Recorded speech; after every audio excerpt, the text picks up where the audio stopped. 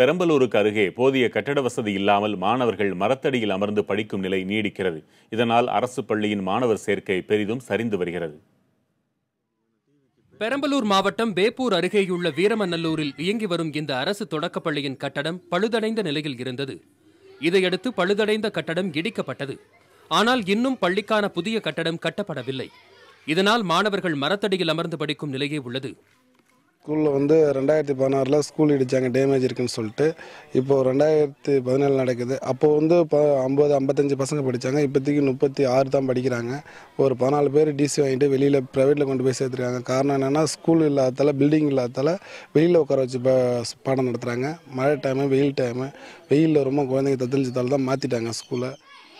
தலைமை ஆசிரியருக்கென்று ஒதுக்கப்பட்டுள்ள ஒரே ஒரு அறை மட்டும்தான் பள்ளி கட்டடமாக தற்போது இருந்து வருகிறது. இதனால் மழை மற்றும் வெயில் காலங்களில் மாணவர்கள் பெரும் சிரமங்களை சந்தித்து வருகின்றனர்.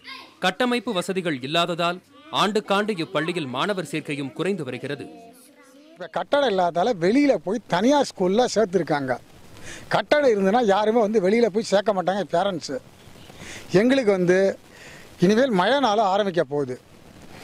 உள்ளுக்கு படிக்கிறதுக்கு இடம் வசதி கிடையாது. அதனால் எங்களுக்கு ஸ்கூலுக்கு கட்டடம் வரணும். நாள் இருக்கிற குழந்தைங்க இங்கே இருக்கும்.